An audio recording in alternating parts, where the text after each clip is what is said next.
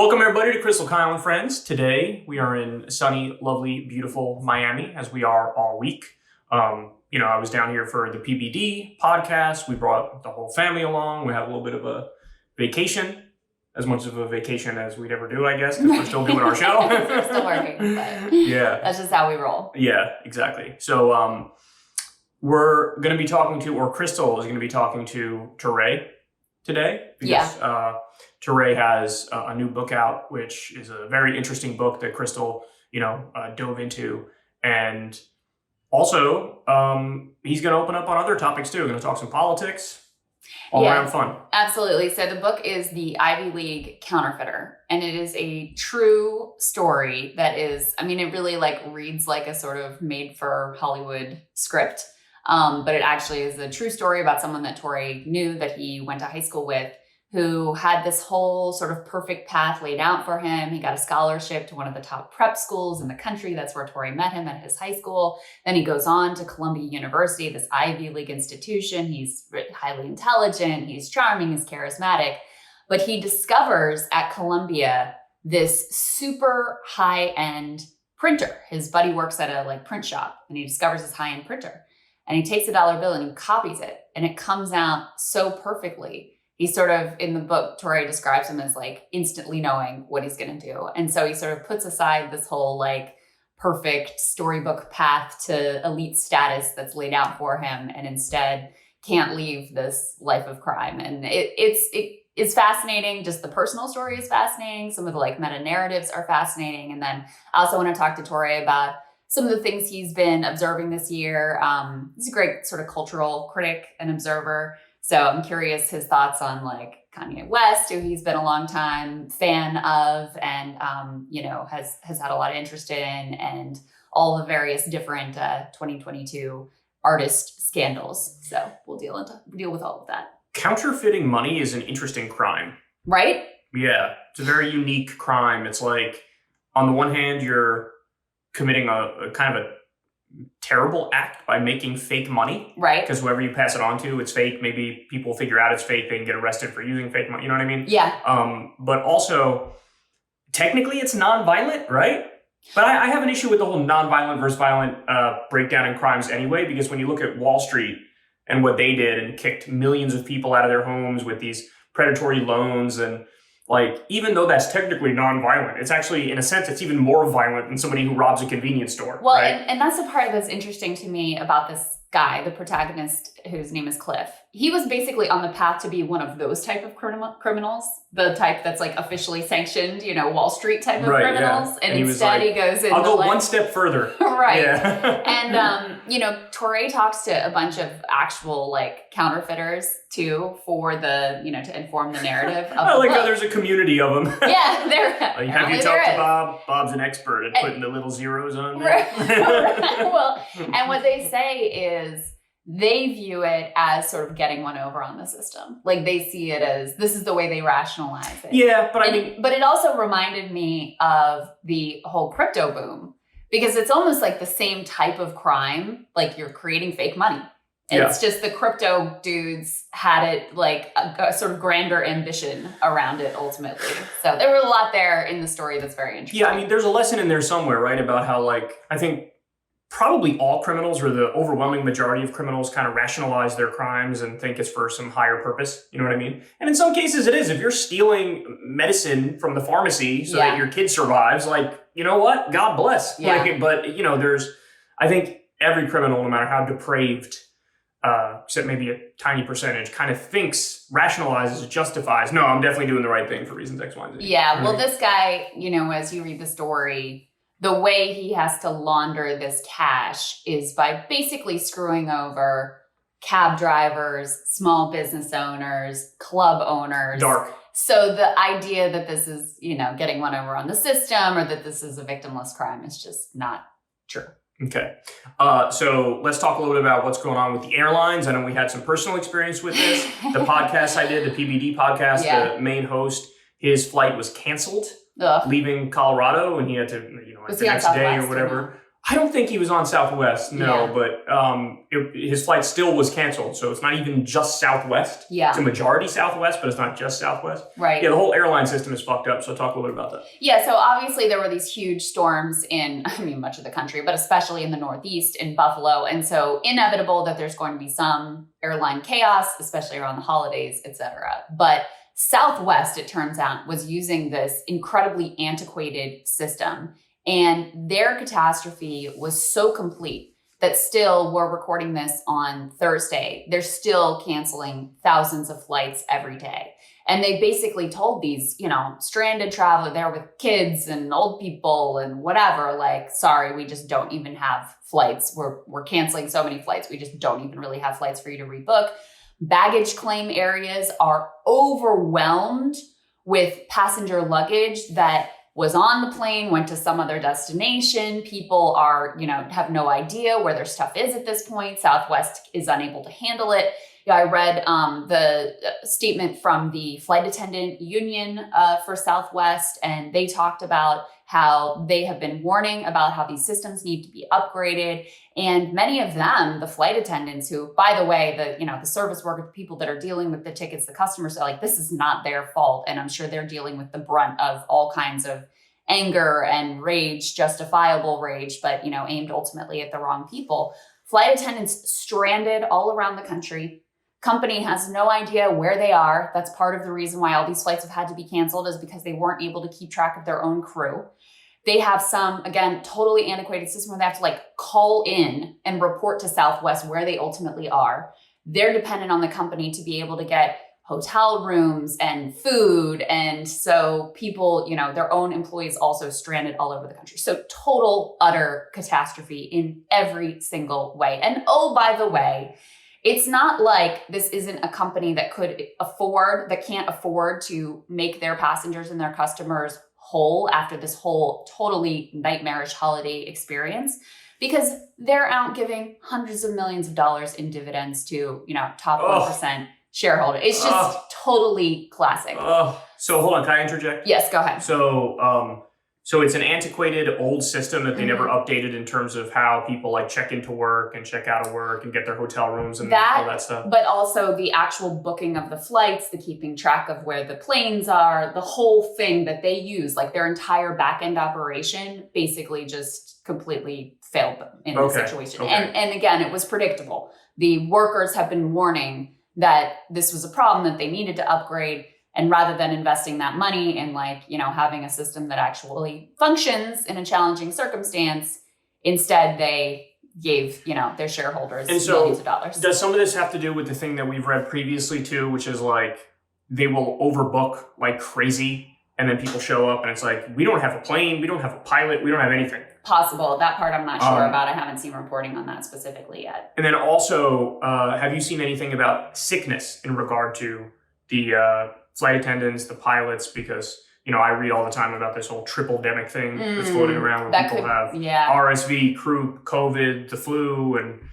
I think the biggest triggering effect was these storms that halted air travel. I mean, the Buffalo airport was shut down for days. But, that whole region of the country, this was a massive storm. And every airline was going to struggle with dealing with that. And, that's something you expect, but some weather delays are inevitable. But because you had this confluence of huge amounts of demand and massive amounts of customers trying to travel, some of the heaviest travel days of the entire year, with the storm, when you layer on top of that a system that wasn't able to handle it, I think those were the three factors that really caused this entire catastrophe. Okay. So now tell me about Mayor Pete. So now, our wonderful Department of Transportation Secretary, Mayor Pete, who, by the way, asked for this job, he wanted this job because he thought it would be very high profile, and ultimately... He said, I love planes, I love trains, and I love planes.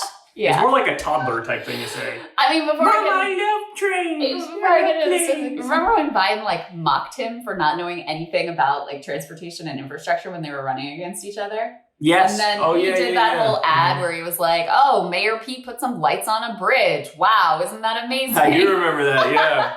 Like, oh, this is your executive experience, bitch. Then he's like, how about we put you in charge of the entire infrastructure system at a time when we have like mass supply chain crisis. We had, potential railroad strike, and we've had airline chaos prior to this event.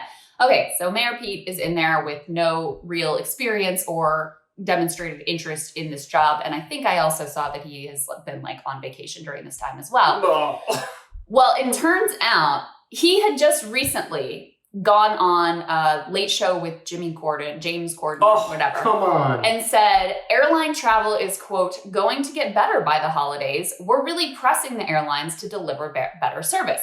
Our friend David Sirota at The Lever, Breaking Point's partner, he has the scoop that Republican and Democratic attorneys general have been sending letters begging Pete and the Department of Transportation to do something to hold these airlines to account. Pete will go on, these cable news shows, we're getting tough and we're going to have these enforcement actions and we're going to fine these airlines, whatever. So far, Pete's Department of Transportation has yet to fine any U.S. airline a single dollar for unpaid refunds, flight cancellations, or systematic violations of consumer protection law, issued fewer enforcement orders in 2021 than in any year of the Trump or Obama administrations. Yeah, let me interject real quick, because I remember reading when we were having similar issues not too long ago, I remember reading an article where people pointed out, even Obama, he was dealing with this issue of like, I think it was people waiting for really long amounts of time on the tarmac. Yeah. And they either threatened to fine or actually fined the airlines. And then they like whipped their shit in order very quickly. Yes. So even Obama was like, leading the charge way better than this. And David Dayen over at The Prospect, who always does invaluable work, a while back, they published a great breakdown of the specific powers Pete could use, the type of penalties they could impose. That guy's great. I love his reporting. Yes. Yeah. Bernie Sanders, I don't know if you remember this. He proposed huge fines when flights are canceled and when there's delays. And instead they've done literally nothing. Pete has just, made the like cable news show circuit and the late show with James Corden circuit, apparently, to just like out of nowhere pledge, I'm sure things are going to ultimately get better. And here's the specifics. 38 state attorneys general wrote to congressional leaders declaring Pete's agency failed to respond and to provide appropriate recourse to thousands of consumer complaints about airlines' customer service. So basically, he was asleep at the switch. He's not doing anything. Not doing anything. Yeah. And again, he thought the reason he wanted this job, because they had originally proposed for him to be the head of the Office of Management and Budget, which a job he also has no real qualification for, but and ultimately actually very powerful job as well.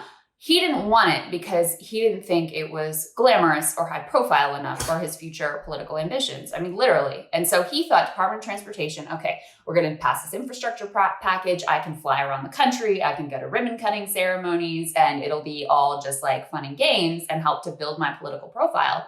Instead, it turns out this position very important actually matters, is really important, needs someone who takes it seriously.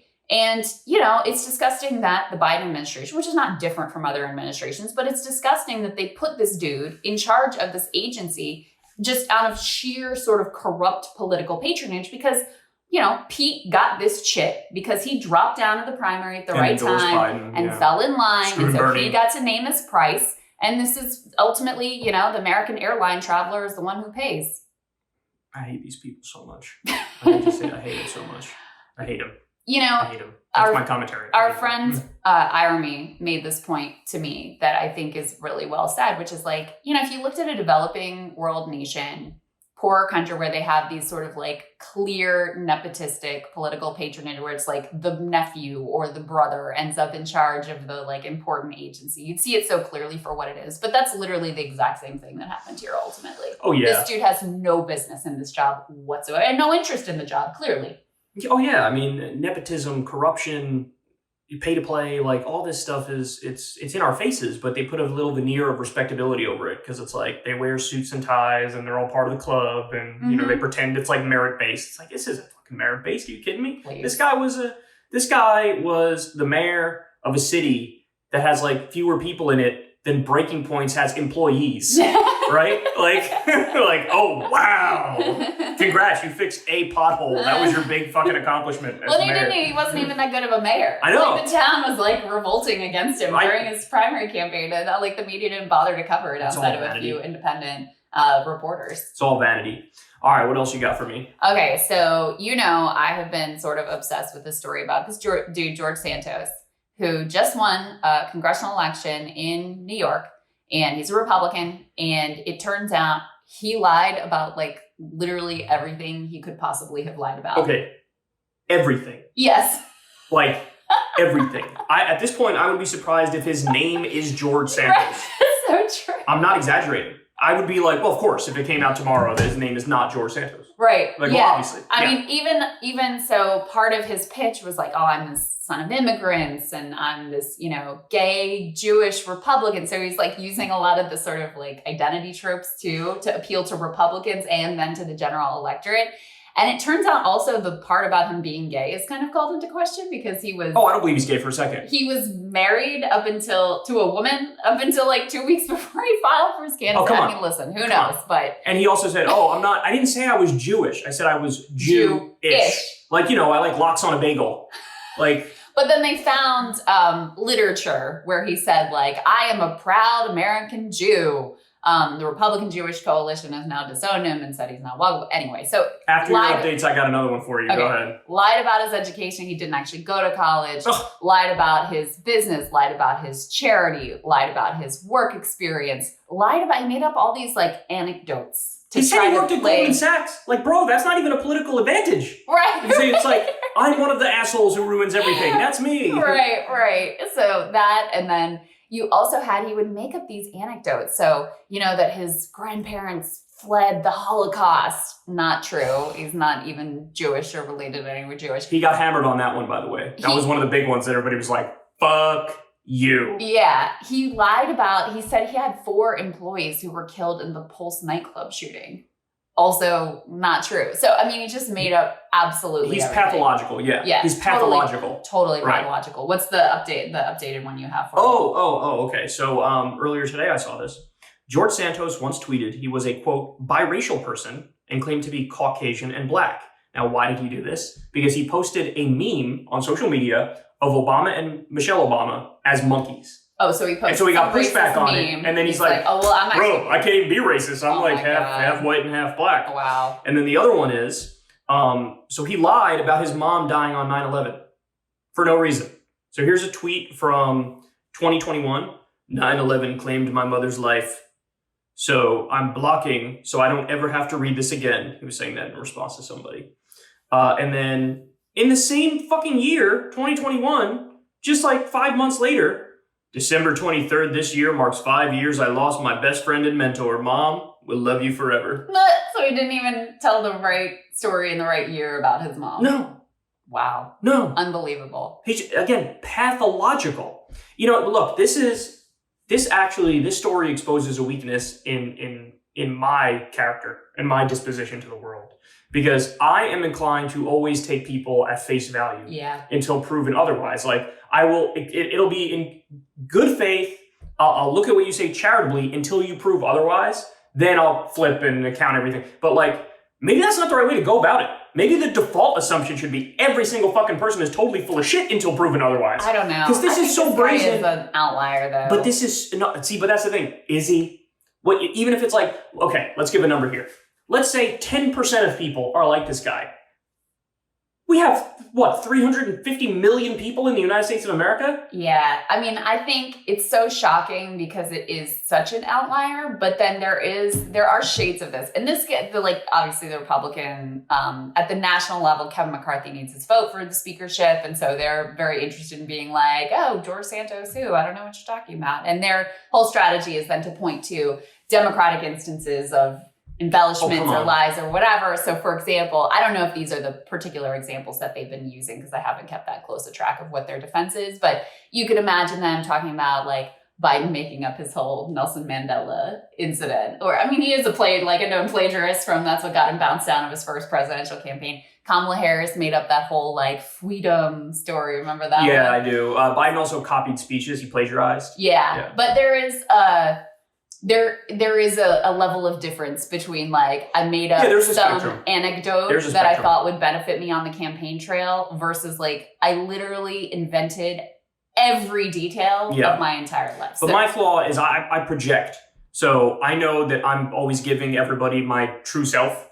And so I just assume of course, why wouldn't you be giving me your true self? Yeah. But it's some percentage of the population is like this asshole, even if it's as low as let's say 0.1%. Yeah. Right. And unfortunately, I think they're disproportionately represented in the highest echelons of society. I agree. It which is you to be a shameless. To be. Honestly, the more shameless you are in our system, the further you go. Yeah. Think about how many smooth talking, charismatic, massive pieces of shit who are greedy, selfish. About Sam Bankman-Fried. And they get super fucking far because they get to present this image of themselves to the world. But honestly, they're more shameless than anything, and they don't care about paying people shit who work for them and who they got to step on in order to get by.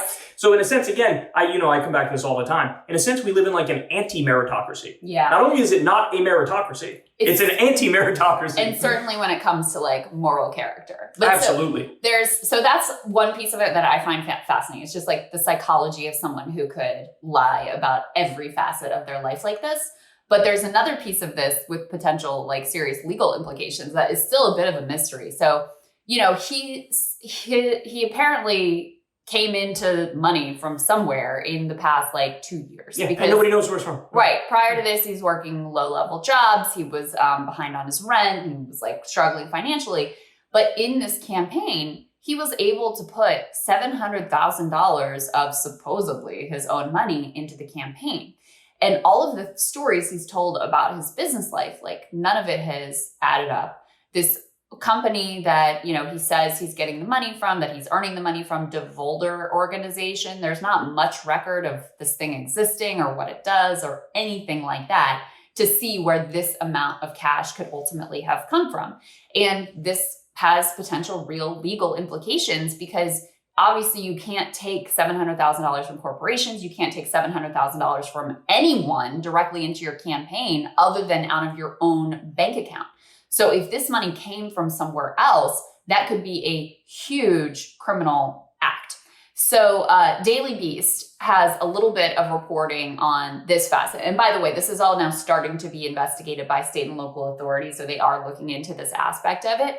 But lo and behold, they were able to find a few, 4 clients of this DeVolder organization. And effectively, all of them are big Republican political donors. So I'll read you the details here. They say the Daily Beast has confirmed 4 DeVolder organization clients. New York-based Tantillo Auto Group, 2 organizations tied to the influential Ruiz family in South Florida, another firm associated with Long Island insurance magnate James Metzger. Santos acknowledged all 4 of these clients on Wednesday. Members of both of those families, along with Metzger, also all happen to be Santos campaign donors, and some of them have further stakes in the Long Island political scene, including major donations to top Santos ally Representative Lee Zeldin, who just lost his bid for governor. 3 members of the Tantillo family gave $44,800 to Santos' political efforts, according to the FEC. 3 members of the Ruiz family, who appear on the incorporation documents, have given $17,300. Metzger gave $23,700. Those include larger gifts to DeSantos' Victory Committee. And in Metzger's case, the Santos-Nassau Victory Committee joint fundraising groups that split money between the Congressman's campaign and his leadership PAC. That's how you're able to contribute more than the lower level limits. So this looks very, very fishy. And they talked to someone who's a campaign finance expert and said that this would be a very clear-cut way to avoid campaign finance limits. Basically, you set up a dummy corporation that you funnel political donations through to then pass them off as your own funds. And they were I'm not saying that is what happened, but this is how you would do it. And the fact that the only people that they can find associated with this thing are all basically supporters of his campaign and big Republican givers. a lot of red flags there. Yeah, so he's a Frankenstein of political corruption, effectively. I wonder if those people were also hoodwinked, or if they were just like, I don't care because I know you're going to serve my interest when you get in there, so here. I bet they were sort of hoodwinked. I think he was a shapeshifter. I mean, he told people whatever they needed to hear to like push their particular political buttons. So when you're in front of the Republican Jewish coalition, his grandparents fled the Holocaust and he's a proud American Jew. When he's trying to get out of trouble, hot water from some like racist meme he posted, suddenly he's African American. Like, I'm sure he shapeshifted for these rich donors' benefit. And then ultimately, like, they probably didn't really care that much as long as he could gain power. But final point, this guy made it to Congress. What does that say about everything? About the system, right, about the voters. And ran 2 times. So they had 4 years to uncover this pack of lies and never did. And you know what the Democrat, Oppo research was like? This guy said something about January 6th, bro. It wasn't good, bro. Good job, guys. Stellar work. You guys really freaked it. Once again. So embarrassing. Yes, definitely. All right, guys. Let's go ahead and get to my interview with a longtime friend of mine, Touré. We used to co-host Cycle together back in the old MSNBC days. And like I said, he's always a really interesting and thoughtful cultural critic. Has a great new book out called The Ivy League Counterfeiter. He's a best-selling author. He's also host and editor at The Griot. Let's get to it. My wonderful friend, Touré. It's lovely to see you as always. How are you? Always great to see you. Congrats on the book, first of all. Thanks. I don't always read the whole book of our guests, but I did read this whole one. Appreciate it. Love that. Thank you. You're in a rarefied group. But that's part of the thing, too, is that it's a shorter book, right? Most books that you find in the bookstore are 80,000 words. That's the minimum that the book company is usually going to impose on you. This book was 20,000 words. So it's built to be finished. Right. So you can like consume the entire story. And I always think like, yeah, we as writers should be making shorter and shorter books so people can finish it and feel like completed. Like I did something, I finished a book, and you can tell other people, I read this entire book. It's not like I read the first chapter, was so interesting. It was great. Yeah. No, I usually get through, like for the guests we have on, I usually get a good half of the way through. And then I feel like, okay, I kind of got it. Or I just run out of time. But, I think a lot of nonfiction books in particular, there probably is a lot of fat that could be, like they could be cut down significantly oftentimes. Sure. Your book has the incredible like advantage of being both a nonfiction story, but it reads almost like it is fiction. I mean, it reads like a sort of Hollywood script. So just give people a little bit of introduction without, spoiling the whole storyline, but who is your main protagonist? What are the sort of outlines of the story, and what drew you to this particular narrative? Well, I mean, for one thing, I always admired In Cold Blood, right, by Truman Capote, which is this amazing true crime thriller, right, where he's talking you through his experience of being close to a very serious criminal. And it has this novelistic flow to it, right? And it was revolutionary at its time because it was borrowing from the novel, but telling a nonfiction story. And it really opens the door to a lot of other things you see that have become very important to us. I went to high school with this guy. I mean, I've been trying in different ways to tell this story for like over 10, 15 years. This guy was behind me in high school. His name was Cliff Evans. He came from the streets of Chicago. In high school, it was like this. Like most of the white kids were like, wow, Cliff is really tough. Don't mess with him. But like I hung out with like the black athletes and they laughed at him the first 2 years. And we thought that he was kidding when he was saying how much he had come from in Chicago. And then like just different things happened like later in his high school years where they were like, wow, he was serious. Like his brother's a bank robber and his father's a cop. And he's like really been like in some street situations. So then he goes to Columbia and makes sure that everybody there knows that he's a tough guy. This is like an important part of his identity. And then at the end of his time at Columbia, he discovers a copier that's very expensive on the campus where somebody says this copier makes everything perfectly. And He says, really? And he pulls out $1 and he puts it on the machine and it comes back perfectly. And he told me later he immediately saw exactly what he needed to do and how he could run. It was like the Matrix, like he could see the entire structure and future of the industry, of the business that he would run. So he sat there that night making $10,000 and he distributed it to cabbies throughout New York and little smoke shops, and it was working and nobody is stopping him. And so then he has all these minions who are spreading the money for him. He's got this team that's helping him like create, distribute the money in a larger sense. And he spends about 6 months in the last half of 1996, spreading money. Now, I talked to some real counterfeiters and they found his description of his method of counterfeiting to be absurd. Like you don't copy it on a copier. That's ridiculous. Like if you are really doing this, one thing that a lot of people do is they take a dollar bill because the feel of the paper is really hard to replicate. And my man did it by making copies and then giving texture to the paper by like putting it in a dryer or something, right? So like real counterfeiters, they'll take a single dollar and they'll like change it into a $20 or $50 or $100 or whatever. They'll bleach it and they'll have a print, just like people who make t-shirts, and the print will like imprint on the 20. So any anti-counterfeiting measure is already in the paper. They've already defeated that. They turned $1 into a 20. My man was just photocopying 20s. It's insane. And this is, 96 is like early days of the internet too. So it's not like you could like just as easily Google how to be a great counterfeiter and just get a bunch of, like, that's what you do now, right? Like, how do I get it the right color? How do I get it the right texture? That wasn't available to Cliff at the time. No. So he's running this ring for a while. But then there's this parallel story also because his brother gets out of prison and his heroin addiction starts to rise up and he starts robbing banks to feed his heroin addiction.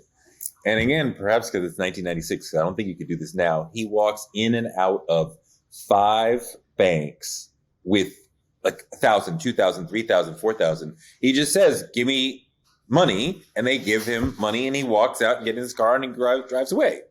5 banks in 5 weeks. He robbed with no problem.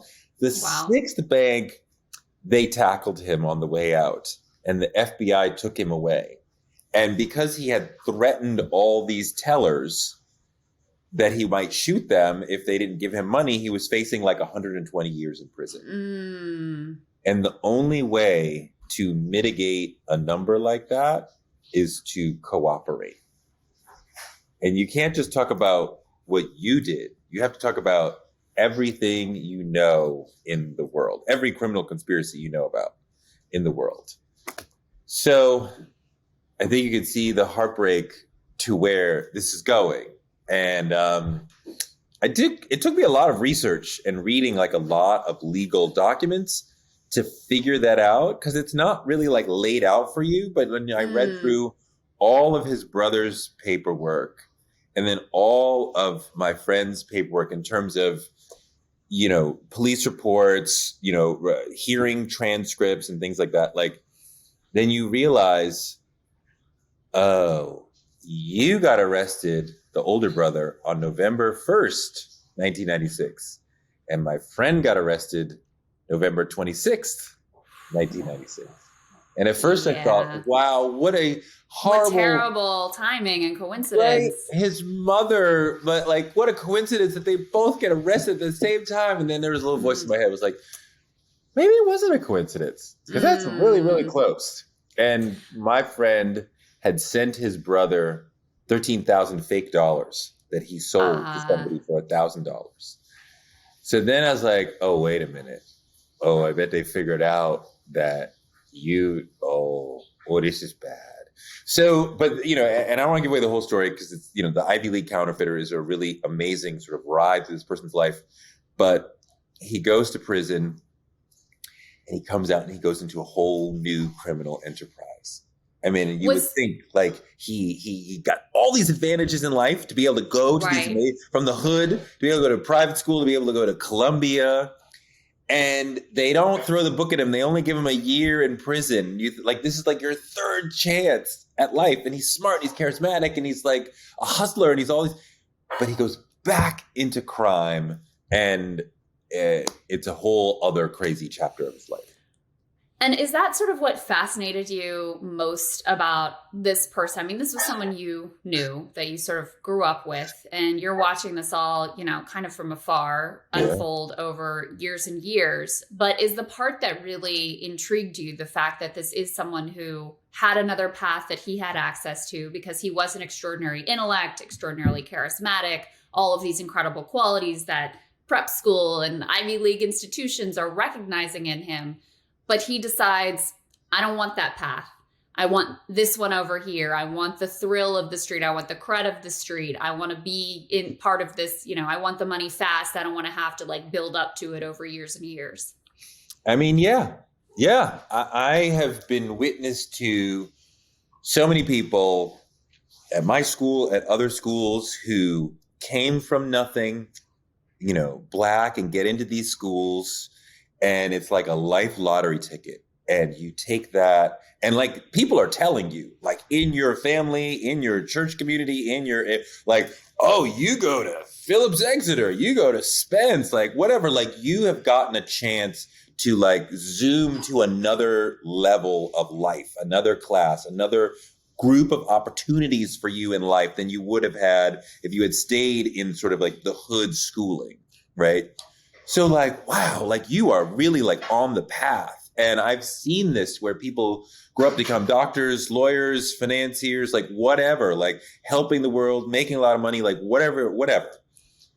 And yet there is a small body of literature about people who had the opportunities and squandered them, or just had that path wrecked for them. I mean, one of the books that was essential to me when I was in high school and going through the experience was this book called Best Intentions, where this brother from Harlem crushed it at, I believe he's at Andover, and then he got a scholarship to Stanford. And days after graduating from high school, he was shot and killed, Edmund Perry, by a undercover cop who said that Edmund was trying to mug him. And the writer, Robert Sam Anson, did an amazing job sort of just talking about the street life for this guy, how private school had really transformed him as a person, and all these sort of things. So I just found that whole conversation really fascinating, and the opportunity to sort of get into it with my own book, my own story in that realm was really, really important.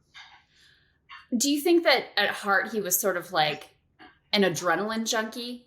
Did he love the thrill of the potential of getting caught and living on the edge, and the sort of straight and narrow path was just going to be too boring for him? I think that's definitely part of it. That sense of freedom, of power, of autonomy that people who work and succeed in the street seem to have. They don't have to go to work and deal with the sacrifices of some boss beating you down and the clock and all these sort of things. These guys seem to be making a lot of money on their own time, never sacrifice their masculinity, never bow to a white man, and yet, of course, we know eventually they do. Nobody survives the game. But he talked about having seen those sort of people as a young person and being very inspired by them. And his brother was super important to him as well. I think he looked up to his brother, even though he saw his brother do a long prison bid. He still looked up to him as this amazing person, and he tried to be like his brother, even though he had opportunities that his brother had never had. And how much of it was because you talk about the way he almost sort of tried to craft this tough guy identity for himself when he was in school with you, that you and others weren't buying, but a lot of the white kids in the school were fully buying. And then as he grows up and he's at Columbia, he's sort of becoming this image that he had crafted for himself. Like, how much of it was it about fulfilling the image that he had created or that he wanted to create? It's an interesting question because, you know, when people from high school heard about the counterfeiting scheme, we were surprised. We knew that he had dabbled in the street life, but like, how much was he really a part of it? His Columbia community was not surprised to have seen him go down that path at all, because they recall him as somebody who was constantly scheming about something, always had a hustle going. This is a guy, remember when we were in college, there was always some credit card companies just basically handing out credit cards to anybody who would stop for 2 minutes and fill out a form. And, you know, I mean, these are young people who do not deserve or, you know, cannot have the responsibility to have a credit card. But like, they want us to run up those bills. It's actually kind of evil that colleges allow them to stand on their campus and give out these credit cards, right? But this brother, and I'm sure a lot of people did this scam, but probably not to the scale that he did. He would get you to, Krystal, take out a credit card, and then you go and hang out in a clear area. Like, I can like have as an alibi, like I can prove to you that I was here at this time. And I'll be over here spending up your credit card.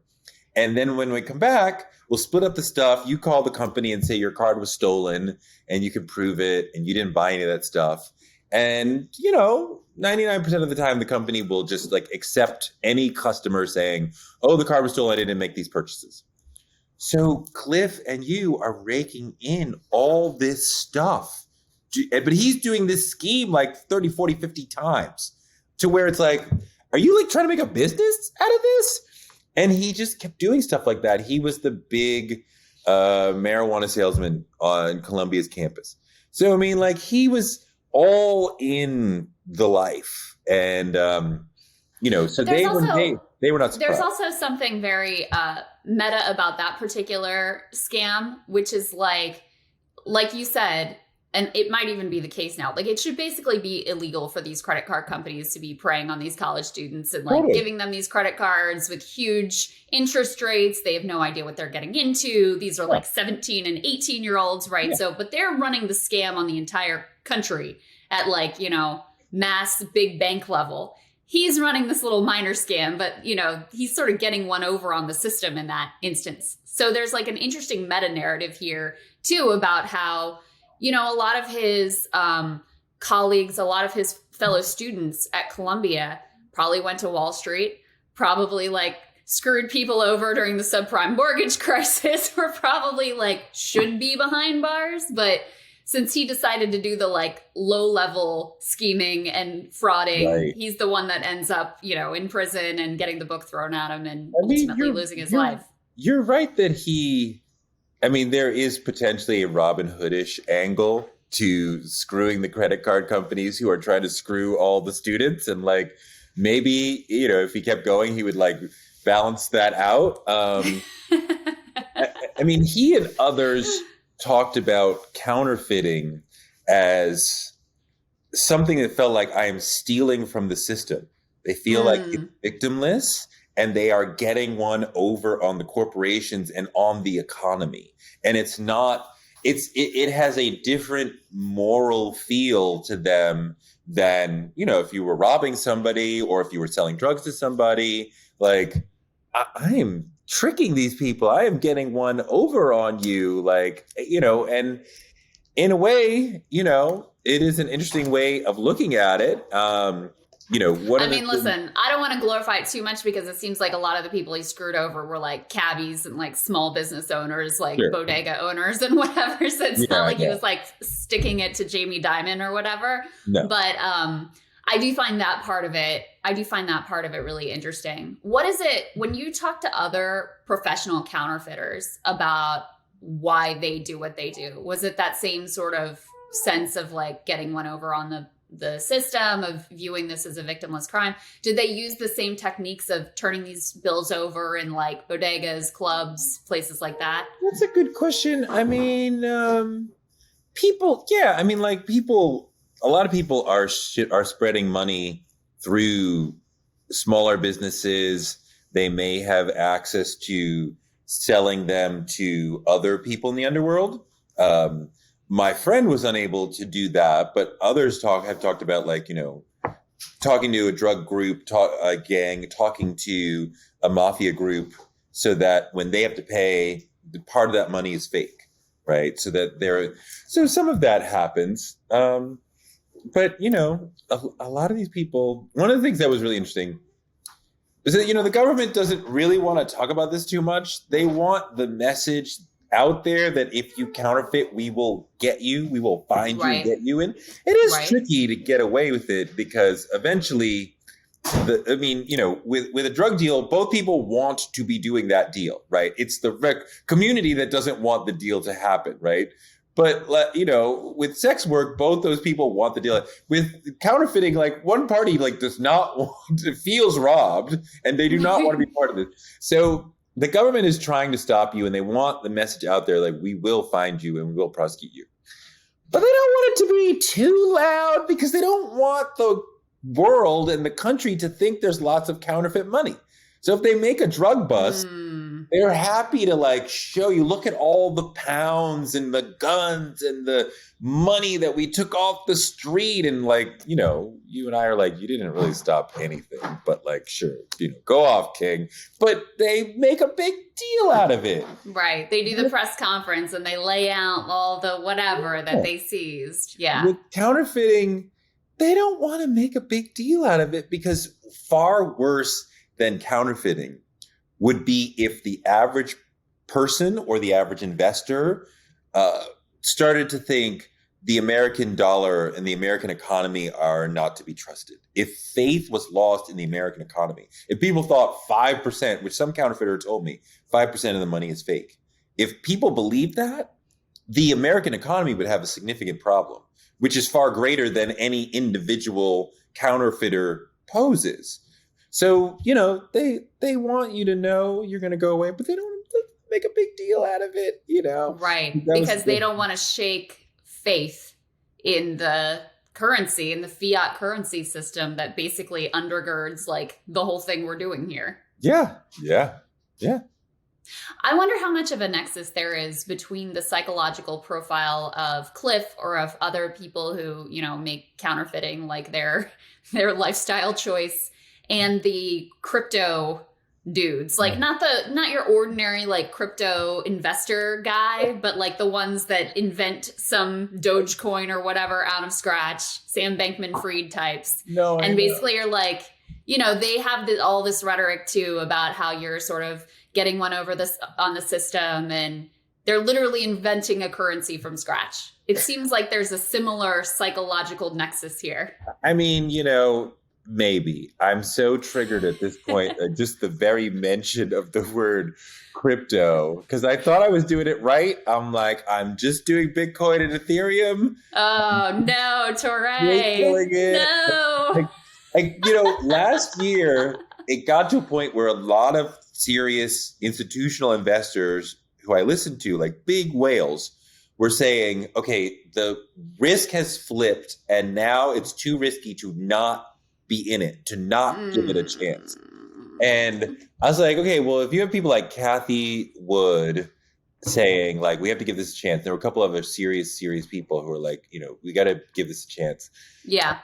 Okay. And back when Elon Musk was not necessarily a horrible person, and he was we didn't know.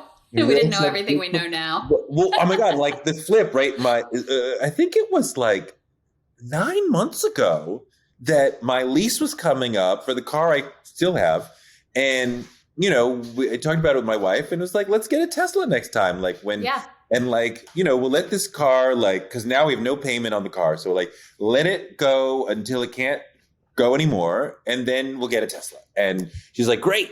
I love that. And she's very environmentally conscious. So that fits that value for her. And Tesla at that point, just even 9-10 months ago, had no negative moral value to it. And just the other day, she was like, there's no way I would be seen in a Tesla. And I'm like, I mean, listen, I still think, but not Tesla. I personally don't have a Tesla. I do have an electric vehicle now. I have the Mustang Mach-E electric vehicle, which I absolutely love and highly recommend if you are able to, you know, whatever your price level is for those people out there. But I wouldn't like take it down on the car itself. If it's a good car, it's a good car. But clearly the brand we were sold of Elon as this like world historic genius was definitely not accurately portrayed. I think we can say that at this point. So the world was, you know, so anyway, last year I had acquired for me a bunch of and I think I was relatively responsible in the amount that because I invest much more in the stock market than in that. But I was like, okay, I got to give this a chance. But I was just doing Bitcoin and Ethereum. I remember riding on the Acela and seeing this young man, may have been like 24, 25, and he was like in his crypto account, and he was so, you could see he felt so self-important. He felt so smart and smug, and he's like, and he was like buying some coin that I'd never heard of, and I could, you're like glancing, you shouldn't, but I was, and like you can see like he had he had some action, like a bunch of like little coins, and I was like, yeah, you're so stupid. And now I'm like, you're so stupid. So do you think for you, it was like there were these big financial professionals who you kind of look to and you trust, and they were like, give it a shot. And so that's what and then other people, you know, this was a sad story. The whole thing is a sad story in my opinion, but you know, Kim Kardashian got paid whatever, to promote some coin or another. And you might think like, okay, come on, who's taking financial advice from Kim Kardashian? But I used to know the stats. The number of people who saw this post and who acted based on this fucking Kim Kardashian crypto whatever post that she wasn't getting paid in crypto, by the way, she was getting paid in real cash, it says a lot. It says a lot about our culture. At least you were looking at like people who hold themselves out at least as like financial professionals with some sort of track record. No, I mean, you know, look, I still generally believe in Cathie Wood. She's one of the maybe the greatest investor. The last year it's been a little rough, but over the last like 4 years, she's been one of the greatest investors in the world. So, you know, I take what she has to say seriously. Either they're not going to get every call right. That's impossible. But, you know, you have to, but, you know, let me ask you about this part of it though, because you are introspective, and you also are sort of like you think a lot about masculinity and about culture, because these coins were really pitched to men. I know. Young men. And actually, you know what I see on TikTok? I've seen that a lot of young men are going on dates with women in their 20s, like that whole dating thing, and talking a lot about crypto. And the girls are like, please stop talking. Please shut the fuck up about crypto. You really think these girls care about crypto? Like they're all like, I am mind-numbingly bored when he starts talking about. Apparently, this is a lot. What do you think it is about? And actually at the, especially in the later stages of the crypto boom, it was marketed directly at young Black men, because the pitch was like, the system is screwing you, you've been disenfranchised. And there was some indication that people that got in on the like later end of the curve were disproportionately Black and brown, which those are the people that then got fucked over the most. And of course, another cruel twist of fate. But what do you think it is about that pitch that worked really well for so many men? What did it speak to that they were like looking for? We said you can get rich quickly. It seemed to be an investment vehicle that was moving much more quickly. And it was on the early edge of it sold itself as being still on the early edge of its history. Right. Fortune favors the brave, as Matt Damon infamously told us all. Yeah. And like, you know, I mean, they did a good job of posting a lot of stories in different places about Bitcoin millionaires and people who had invested at the right time and now they had a ton. And you see like tons of commercials that were mocking that notion. And so then you're like, is that like Madison Avenue being like, obviously this is like a big scam? Or is it like, this is the middle of the country that doesn't yet understand? I don't know. I saw through NFTs from day one and was always like, that's bullshit. I'm not participating in that in any way. Ooh, excuse me. But for me, that was actually kind of a turning point, because I was kind of, I was like open-minded about it. Like, oh, maybe I just don't really get it. Maybe there's people like Bitcoin enthusiasts, they always talk about the blockchain and like underlying technology is really important, whatever. And I hadn't really dug into it. I'm like, okay, maybe, and the rhetoric about after the crash and you can't trust the established financial institutions. Obviously, I'm very, I believe that and I'm primed to hear that message, but I was sort of agnostic. And then NFTs for me was when I sort of saw through the whole thing and was like, oh, this is all just fraud. Basically, this is like just all basically a scam. Because ultimately the NFTs are not really, I know you've like the idea that you can just screenshot these things made them extra super ridiculous, but it's all just built on nothing. Basically, It's built on you could start your own cryptocurrency today and try to convince people it's worth something. And if enough people believe, and so it ends up just being this greater fool kind of a dynamic. The NFTs I saw, I always thought there's no value. There's no inherent value, which is what Warren Buffett kept saying through the whole thing. There's no inherent value to this at all. What are you doing? And, I listen to Warren Buffett a lot. I listen to Charlie Munger a lot. This is one place where I was like, maybe they're a little late because Cathie Wood was like, no, I'm into it now. But, but people kept saying, well, what we are in a two-dimensional era of the web, right? And in the future, there will be a three-dimensional era of the web where I would seem to come into your home if I'm social mediaing with you or whatever it is. So then people will want to have paintings and different things in their online virtual digital home with metaverse, whatever. Yeah. Right. Okay. And I was like, and people told me that, actually, I know this to be true, that all the major brands, Gucci, Nike, whatever, are designing digital versions of clothes that you can purchase for your 3D Web 3.0 whatever avatar, right? So, and I was like, really? I mean, like, I know they're doing that, but like, really, that's gonna be a thing? But somebody said, I remember, this stuck with me. At some point in the future, we will have like drones and different machines from one company, right, needing to, let's say, get gas from another company. And how is the Amazon drone going to pay the Shell charging station or whatever? It will use Bitcoin, right? Because that's an easy way for the machine. And I was like, wow, like when you're at that stage of Bitcoin, that could be like really valuable, or Ethereum, that could be really valuable. Right now, there's like a real usage. So that kind of stuck in my craw as well. But like now I'm just so depressed and triggered by even the mere mention of it. Well,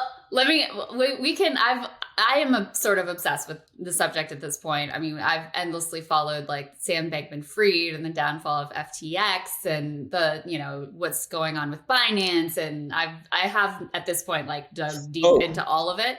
Wait, so what you're saying, see, Kim K, Steph Curry, whoever these normal world stars are promoting crypto, I was like, whatever. Yeah. But Kevin O'Leary is a business person who can understand this business stuff. Yeah. And I'm like, either you were promoting FTX with no understanding of what you were promoting, right, which then goes to his entire integrity, yeah, or you knew and you were still willing to sell it, which goes to your entire integrity. But I'm not willing to let the celebrities off the hook like that. Like, I would never tell people to, especially when it comes to something as precious as like their personal finances, to invest in something that I don't believe in, that I don't understand. Like, you can't do that. That's disgusting. That really is. I mean, some of these people are being sued too for promoting stuff that, was just total dog shit ultimately. Yeah. Yeah. Tell me about it. Here we go.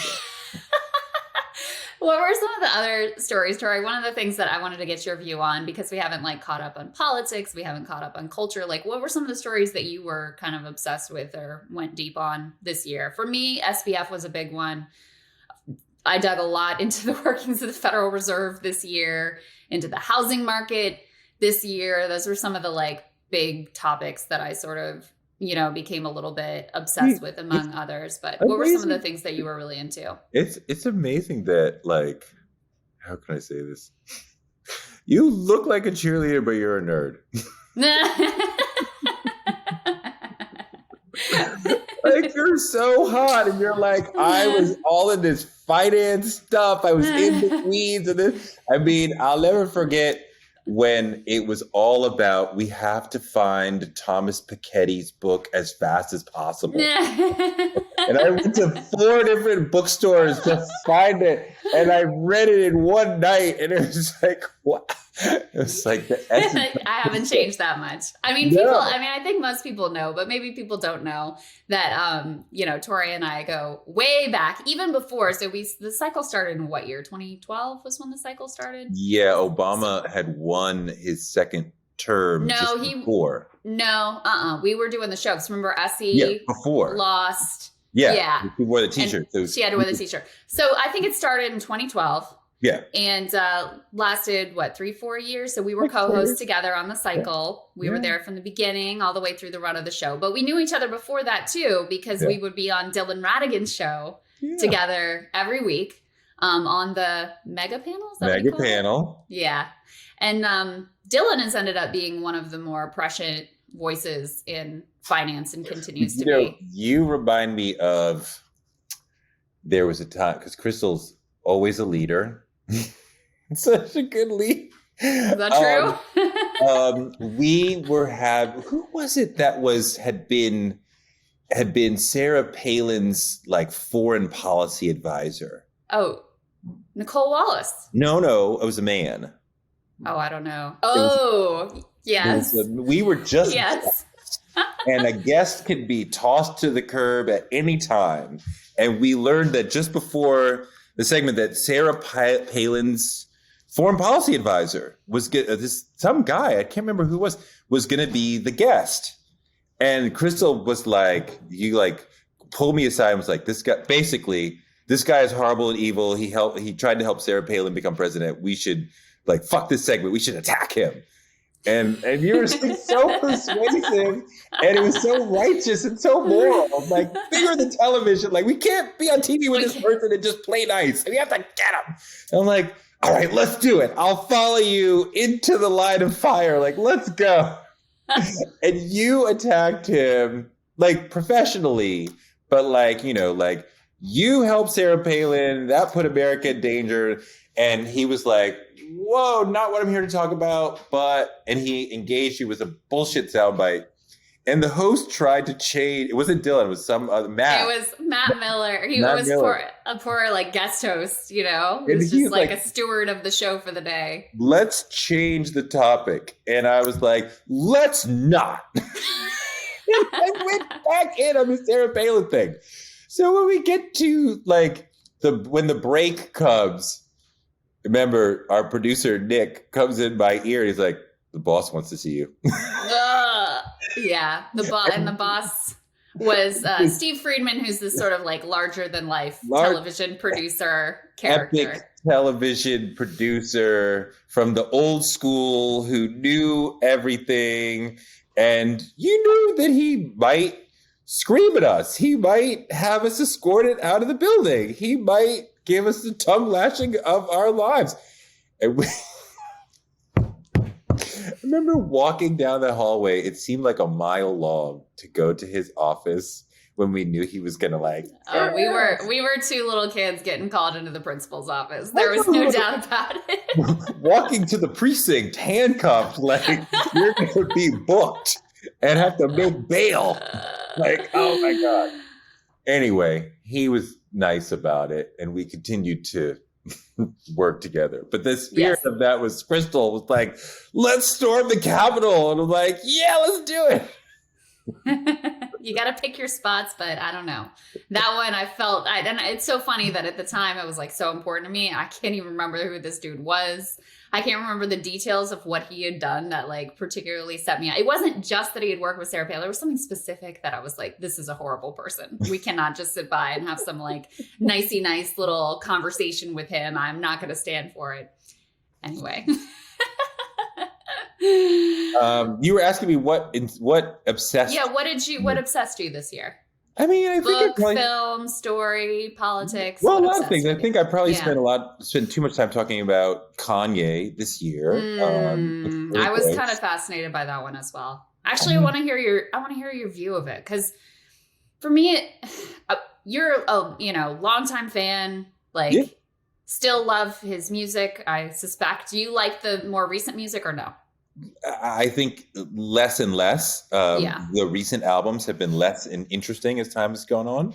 Yeah.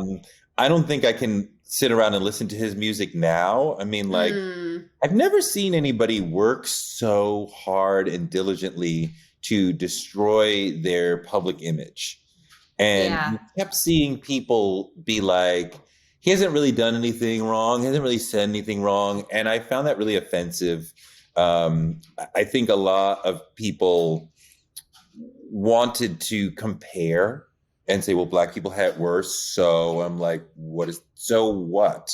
That doesn't mean we can or should be anti-Semitic. Like, he was saying horrible anti-Semitic things. And, you saw a lot of defending him, even after he went basically like full Hitler apologist. Yes. It's crazy. I mean, like, yeah. And like, we've seen meltdowns like this, like one bad interview and then the person like goes off and like either quiet or they apologize or whatever. Yeah. This is like 7. And like on top of like the 6 or 7 that we saw, like he said all that sort of racist shit to LeBron James and them, and they just decided not to put it out. He said the same stuff to David Letterman in like 2018 and they just cut it out. So, I mean, like, he's been saying this stuff for a long time. Do you think that those were the right choices to make? I mean, do you think he deserved that protection, or do you think we would have been better if they had just like put that into the public square at the time?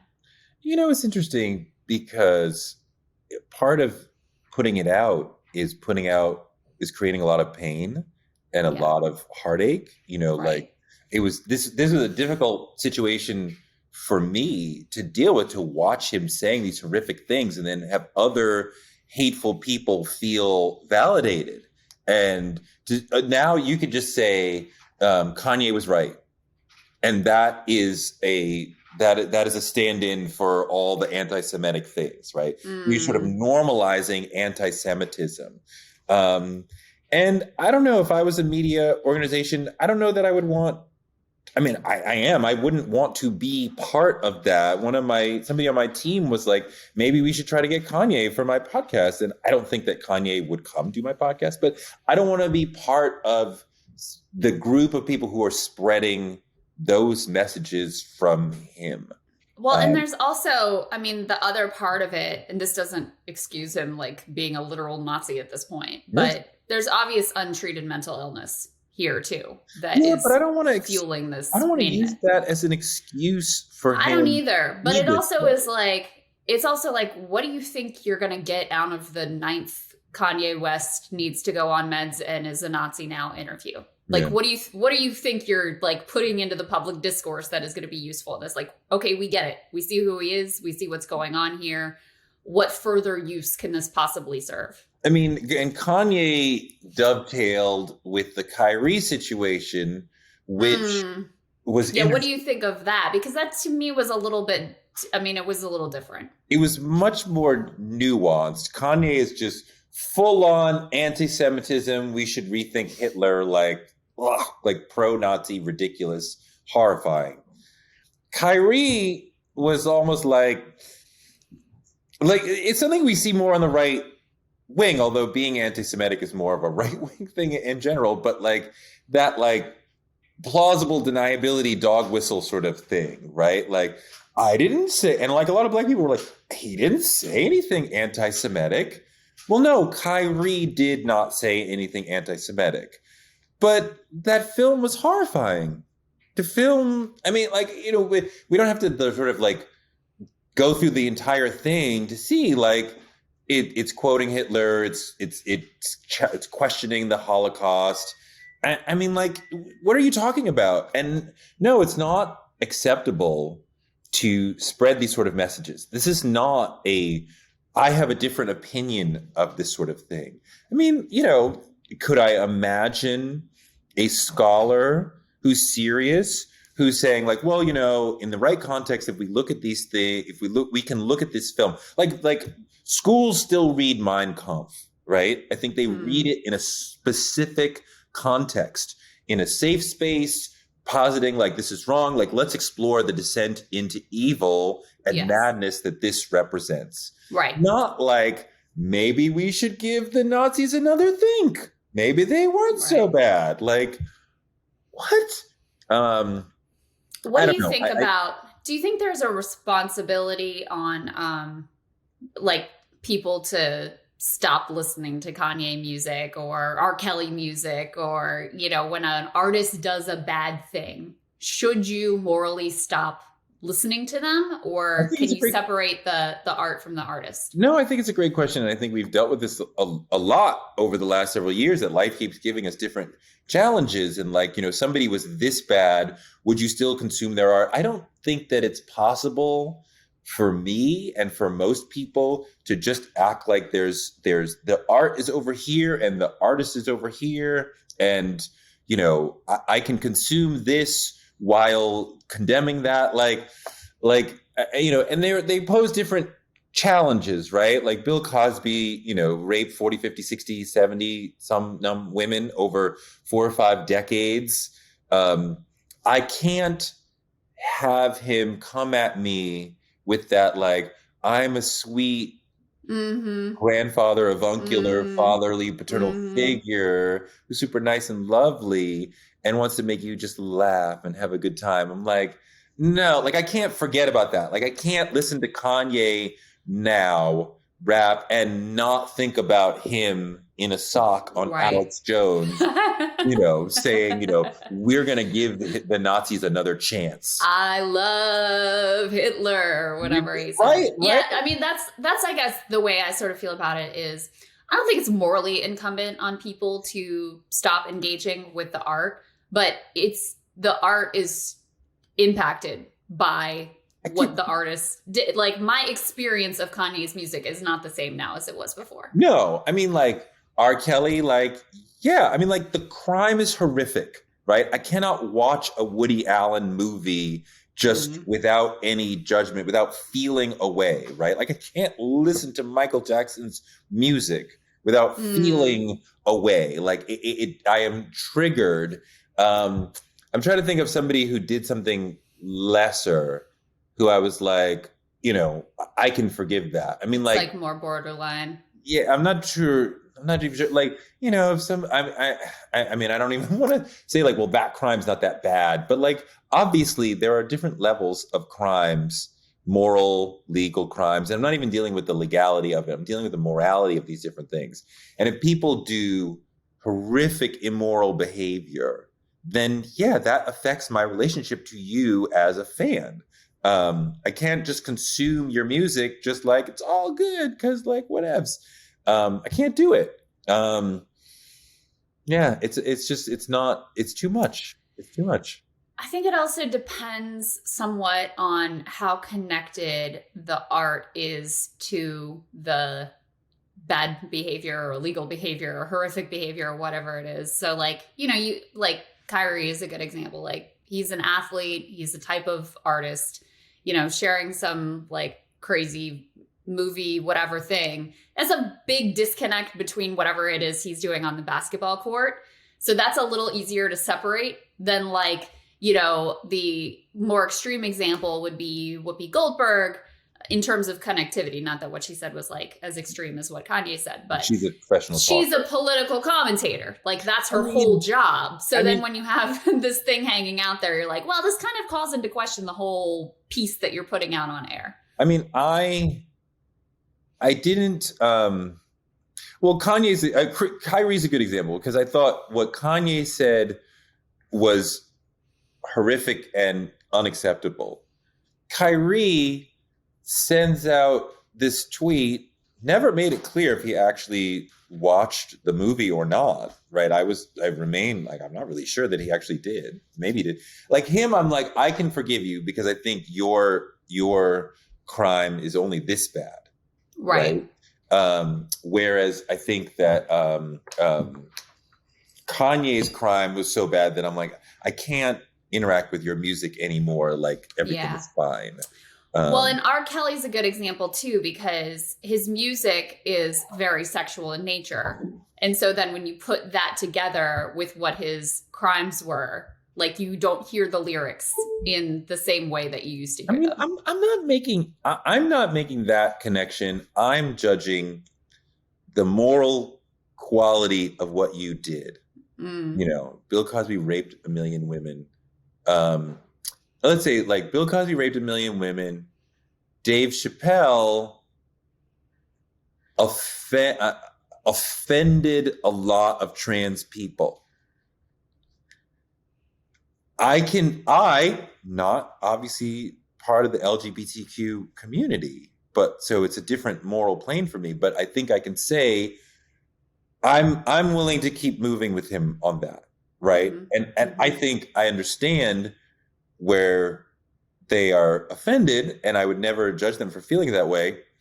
I saw in his jokes somebody who's trying to figure out the world that he lives in, which has changed rapidly over the last 20 years to where trans people seem to be like a lot, and we're adjusting to them and, being normalized in society. And for a lot of people, it's a weird transition, right? Like, I'm not saying they're weird, just the world seems different than it used to.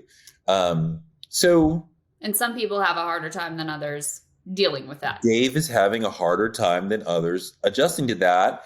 And I think you see the confusion in the comedy, but especially in the last routine that was very controversial.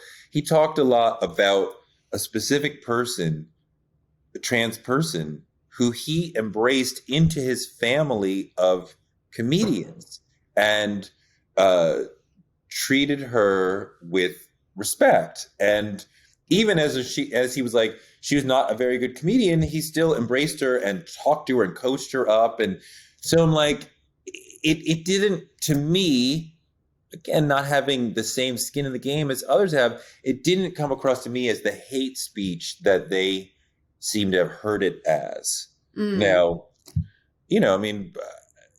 it's complicated, but like, I was like, I can still love Chappelle after watching him go through that in a way that like Kanye, I can't, and I'm not Jewish. I mean, I'm part Jewish, but like, that's like a biological sort of genealogical sort of quirk, right? Like, I don't know I never knew the grandfather who was Jewish, right? Like, I didn't even know that was real in my life until about 4 years ago.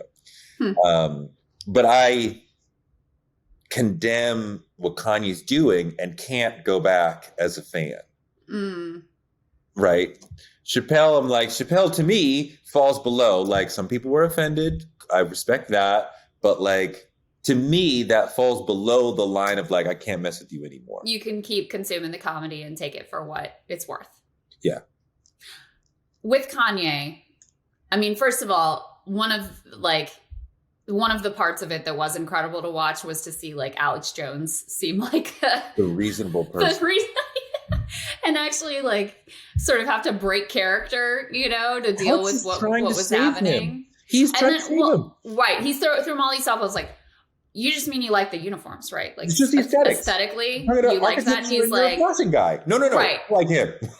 That's when he said, no, I love Hitler. It's like, you're not getting me off of this, Alex. No, and then the other thing that was fascinating to watch was, Alex and other sort of right-wing figures who their audiences were like, no, we're with Kanye. And if you are disagreeing with him, like, we're on his side. And so it's like, oh, just take a look at the type of audience that you have ultimately cultivated here. There's always going to be someone who's willing to go to that extra place that you're not willing to go.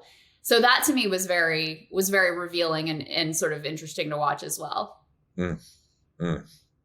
What was your, because you've been having the Kanye conversation for a while now, even before this latest Hitler iteration. Like, where was your kind of breaking point with Kanye? Was it this incident or was it entirely this? You were able to get past that because he said something. What was he said about like black people chose slavery or something?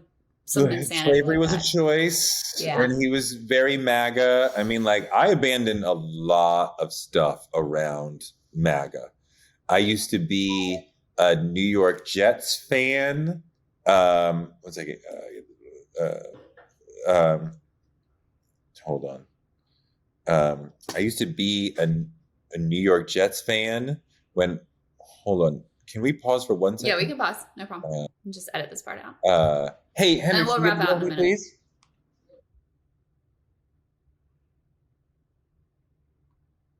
Hold on, you're muted, I think. I don't hear you. Got it? All right, go ahead. Yeah, just start with you left behind a lot of things with MAGA or whatever. I left behind a lot of things. Hold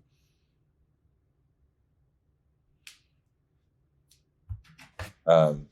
I left behind a lot of things for MAGA. Like, I used to be a New York Jets fan until I found out how deep the owner of the New York Jets was in with Trump. He became like an ambassador to like Ireland or something. I was like, no, I can't. Like, when he was like pro Romney, I was like, we can agree to disagree. But like pro Trump, I was like, no, I can't do it. So other things. So I just don't have a football team to root for at all, right? So other things as well. But like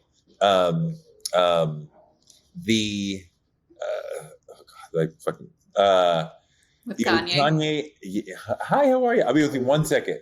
I'm sorry, this plumber is here to help me out. I thought we were going to be it's just with Kanye, I let it go because I was like, I still am interested in the music and the culture and what you might have to say. And I don't really appreciate you chumming up with Trump and these sort of things. But then when he started going anti-Semitic, I was like, no, I can't do it. Yeah.